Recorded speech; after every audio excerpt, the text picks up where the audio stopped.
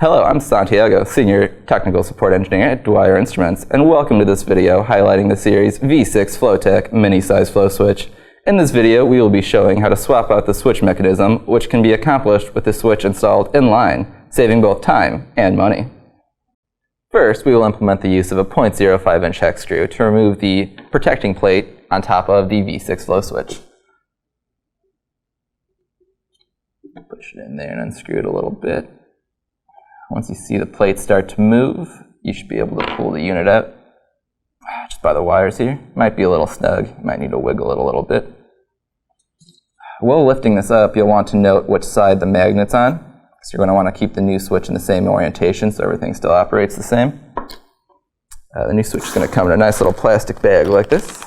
There'll be some tape around it that you have to remove before you put it inside the V6 there for you. The tape's just for shipping purposes. You want to keep it safe for you while it's on your way. We'll then just take this switching portion with the magnet in the same orientation, slide it in there. Might be a little snug, but that's alright. The plate should go down in the same position as the old one was before you started to loosen it. Sometimes you got to move them around a little. From there, we'll just take our hex screwdriver again, tighten this guy up.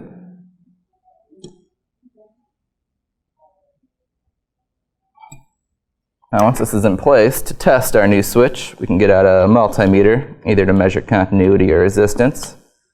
Connect our red wire to the red probe, black wire to the black probe. From there, you should either see 0 or a high number of resistance, or either 0 or 1 if you're testing for continuity. And when you start your flow, you should see that, that toggle, either from the 1 to the 0 or from the 0 to 1, depending if you're on the normally open or normally closed leg. To learn more or order any Dwyer products, please visit our website. Thanks for watching.